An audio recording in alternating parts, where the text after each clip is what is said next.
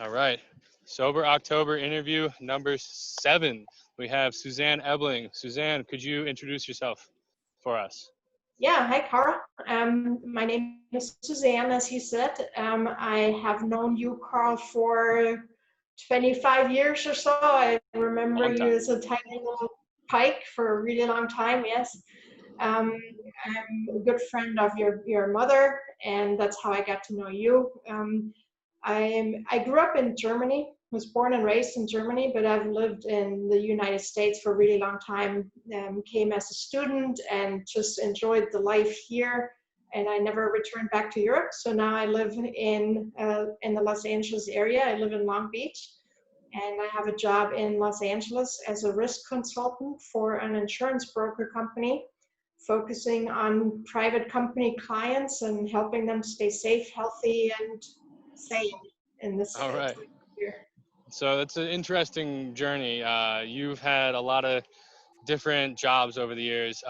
What was your last one before going into risk consulting?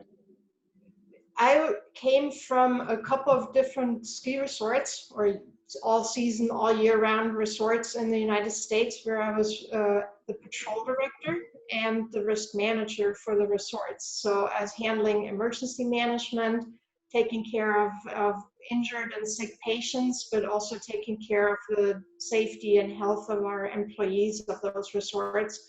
I've done that for about 7 years before switching gears and becoming a consultant rather than fighting that fight in the trenches. Step back a little bit, help someone else go through that battle, and trying to do the right things for employees and companies. So you had a little brush with the wildfires and having to deal with those while you were at a ski resort. Yeah, in my last resort, I was in Colorado, in southwest Colorado, and 2 years ago there was a large wildfire very close to the resort. At that time, I think it was the third largest in the history of Colorado. It grew to just over 50,000 acres, and I was able to stay at the resort, which had to be evacuated, and work directly with the firefighters to not burn down the resort and keep those firefighters healthy, because they're looking for services and so on at the resort that wasn't operating at that time. But I got a really close-up look at what it means to be an emergency manager, and going through the crisis for an entire month, day and night. I was there with them and came out with a blue eye, but good on the other side, and the resort is still standing and is still not burned down as far as I know. All right. So you've done your job up until the point that you left, at least. Exactly, Yeah. yes. All right. So I actually don't know what a day in the life of somebody who does that is. I know that you did it, but I don't know like what a specific detail of the job would be. You mean the emergency manager, that Yeah. kind of stuff? So basically, there are a lot of tasks that need to be done just to keep a resort operating or keep it alive, because you can't just turn off the switches, leave, and then a month later come back and reopen the resort for your guests, right? So you need to, first of all, we had to look out for looters. The buildings weren't able to be locked, so every day I had 4 employees with me, and so we had shifts when we would drive around the entire resort and make sure that nobody was breaking into the building wasn't on fire, the ash and the sparks that came from the wildfire didn't put anybody of us in at risk, and so on. we Wow. had to we had to run the snow making water for the firefighters, because some of them were stationed at the top of the mountain, and so we filled the big pumpkins, what they're calling it, the big water containers that the helicopters take and dump over the fire. So we had to pump snow making water up to make sure that the firefighters had that kind of water access. And then just That's really cool. it was pretty cool. But you just have, basically you have 1,000 people there at the resort. They're camping and they're self-contained, but there's always something they need to coordinate with the resort, because they're in our buildings on our property. They're using some of our services. There's a lot of money exchanging between companies that provide services to the firefighters and the firefighters that require. So you need to have the finances in place, right? And you just need to make sure that everybody can do their job. And I was coordinating on behalf of the resort to make sure that whatever they needed, they had, and whatever we needed to charge in return for providing services, that was getting done. Unfortunately, more often than not, it always comes down to money, and so somebody has to deal with that and do all the Yeah. negotiations. Well, everything But always comes back to money, huh? it always does. It always does. These fire operations are huge financial burdens on everybody, and it's easy to. I think in the end it was like $1 million a day or something to Oh fight. my goodness. It was an insane That's amount of money. that's crazy. Yeah. That's wow. So okay, let's move away from money because we don't want to talk Yes. about how Yes. everything costs tons of money. You've been a pretty healthy individual. You've always been really active. What kind of mindset did you have? Was it starting at a young age? Was there any one specific point? What kind of keeps you active and healthy? What's your mindset around that?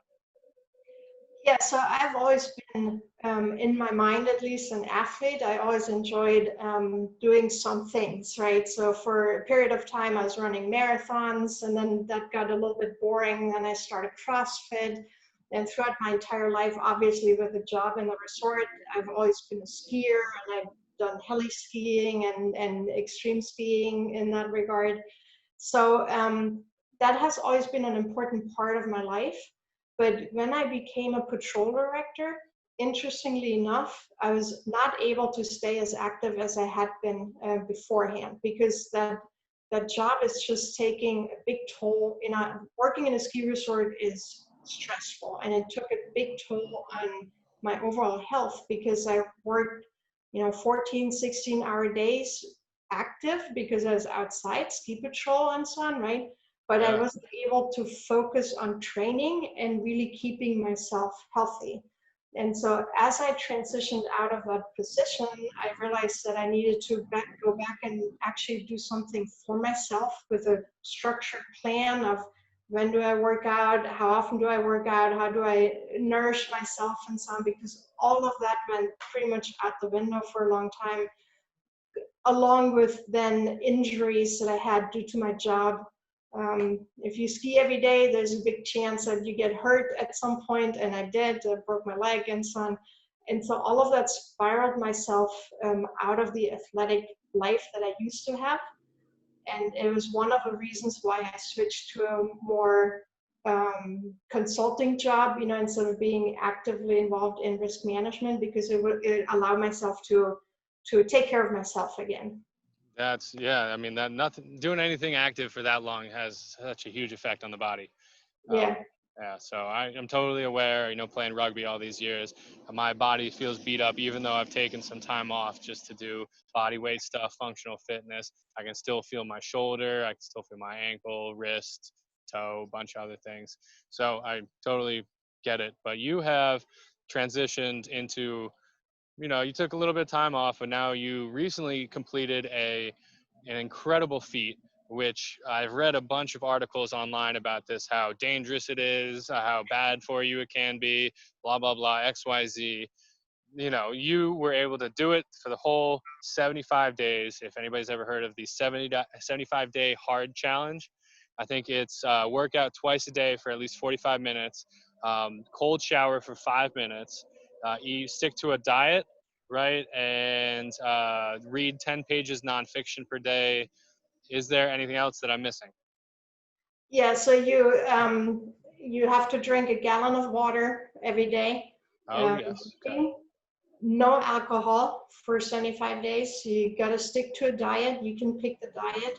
2 workouts a day, 45 minutes each, one of which has to be outside. At Yeah. one of them, and a daily progress picture of yourself. Daily progress picture. That's the telling factor right there, right? Yes. That's 75 days of stepping in the mirror. You got to take a pic, see what happens.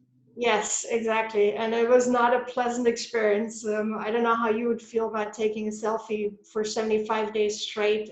Actually, the purpose was, not just the selfie, but the purpose was to show a selfie of your body so that you can see the progression over 75 days of being really disciplined and really focusing on everything clean and healthy, what your body does. Because it's definitely not a diet, right? That's the main point of 75 Hard.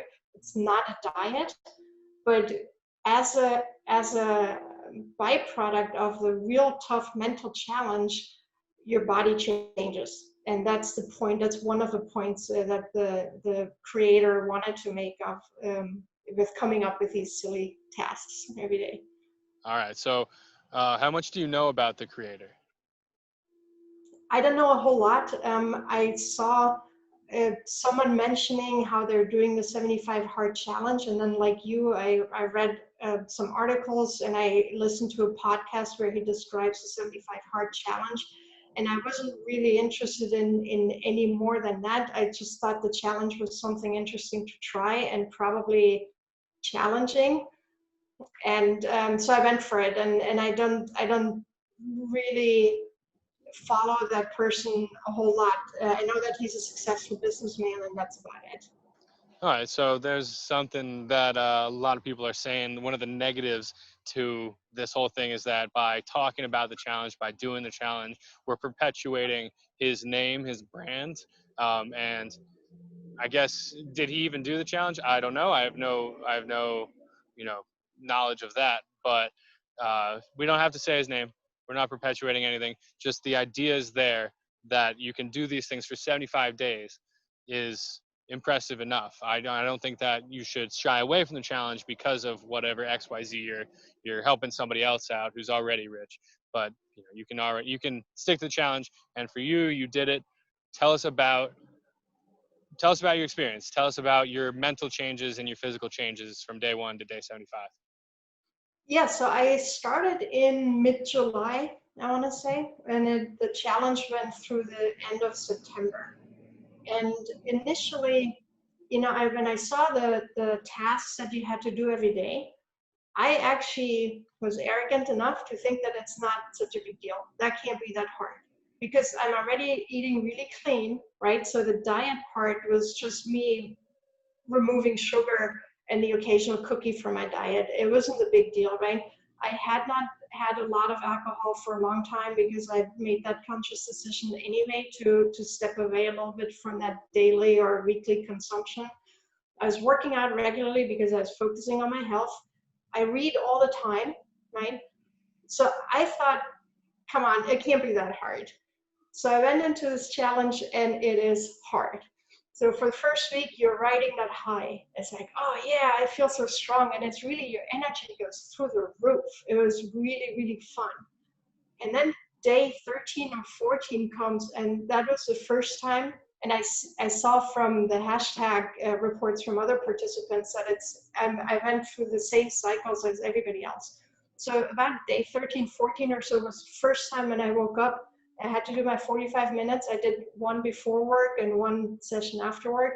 I woke up and I just didn't want to do anything, right? I was tired, I was sore, I just wanted to sleep another 30 minutes in sun and I couldn't, right? And so the first time that I had to drag myself out of bed and get the exercises done, the pictures were emotionally so hard because I don't like to have pictures taken of myself.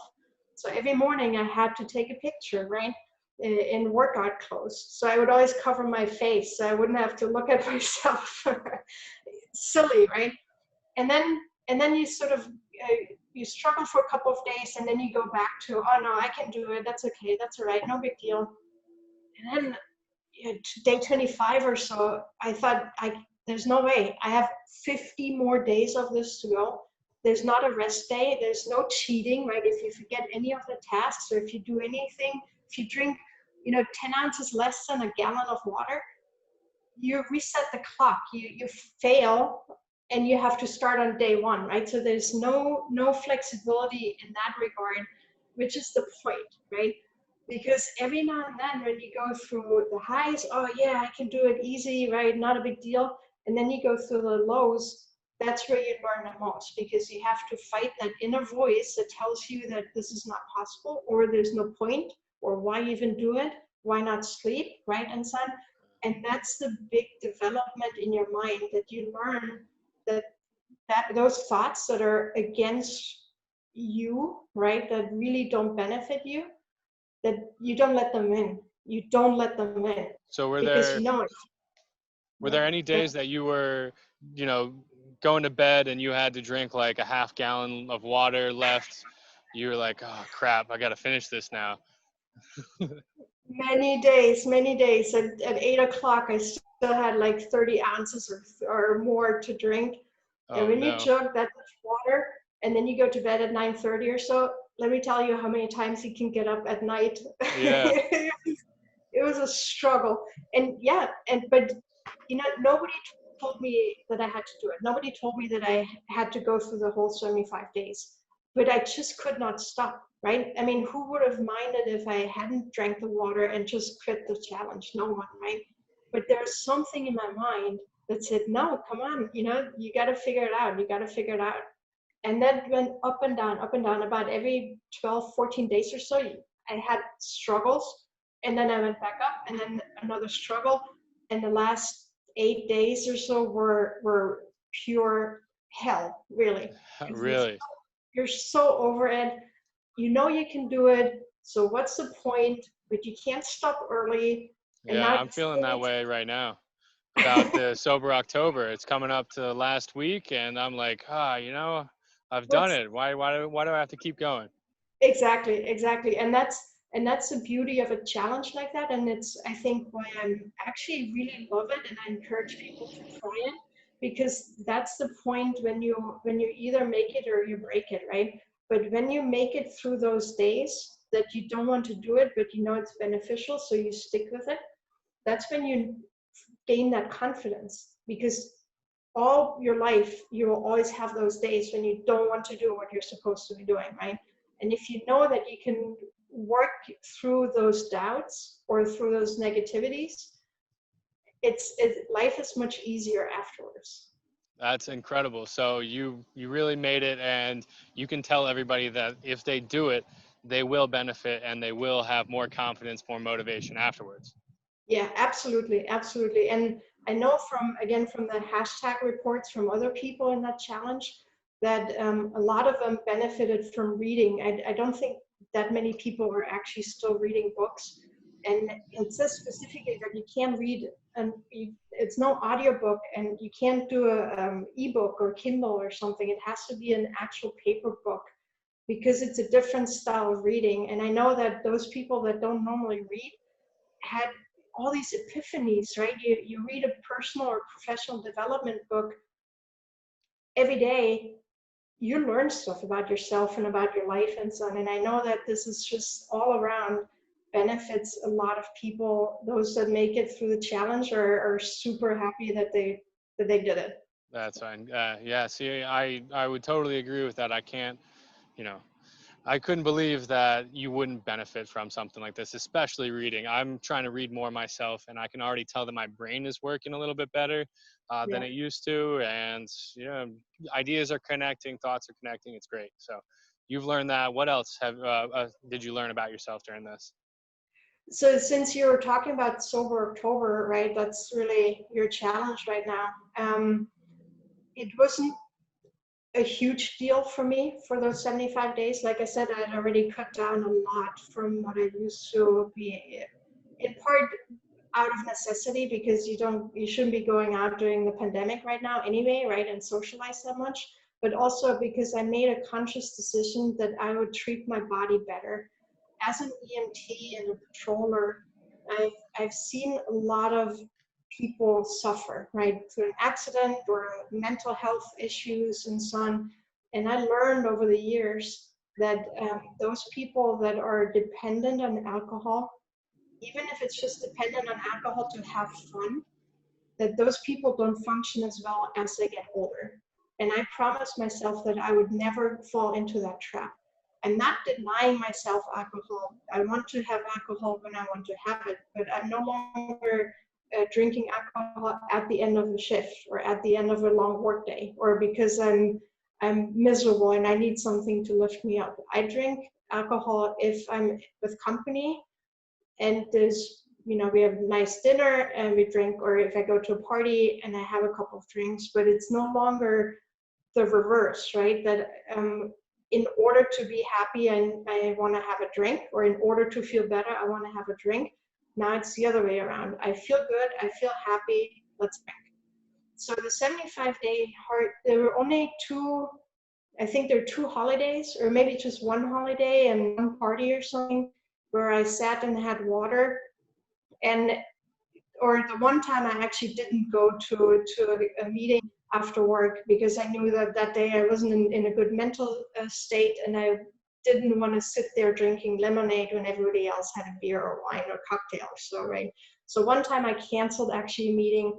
The remainder of the time, if there was an outing of some people, I just didn't care. It didn't bother me. And I told myself that up front, that it won't bother me if everybody else has alcohol and a cocktail, and I have just my cranberry juice and club soda, that it would be fine. And it was, right? It's all in your mind. And if you're determined to make it, if you make it long enough, you can feel the difference in your mind. I really feel much better about myself, and I'm happy that I don't have those mornings anymore, right? The Sunday mornings when you wake up and you had too much to drink the night before. Oh That's yeah, Sunday lost. scaries. Nobody Yes. likes those. Yeah, exactly. And that for me now, it's lost time. I don't want to have that lost time anymore, right? I want to be functioning every day, all day long, and so on. And so I'm more moderate in my consumption, and it's after a while it just doesn't come up anymore as a something that I need to fight about, right? I don't need to fight to not drink anymore. It's sort of second nature nowadays, as is going out with some friends and having a drink, but just a couple. It doesn't have to be an all-night binging anymore, and that's years ago since I did that. I think I've come to the same realization, or realizing it more and more as I get older, that as my days seem to tick by faster, I want to optimize every minute. So, Mm-hmm. all that time spent hungover, just laying on the couch, being like, why do I feel so bad? It's just wasted time where you could be accomplishing something, where I could be doing something that I know will make me happier, will make me more successful, will make my future better, or better for those around me. Yeah, exactly. And again, the long-term effects are important to keep in mind. And if you look around in the streets, for example, right, just look at the people that are having problems. You can tell that it's drugs like alcohol or other drugs that aren't good for your body that cause them in part to be in the state that they're in. And you don't have to look at homeless people, I'm just saying, look around. And the older people that are struggling in life are the ones that weren't taking care of their bodies. Oh man, that's so true. You could look at Yeah, those friends that you have and see which ones aren't doing that great, and see what their relationship is with alcohol or some sort of substance, and there might be a correlation. But it's yeah, not to say that there exactly. aren't people who have made it to 100, being, smoking a pack of cigs a day or having a couple beers a day.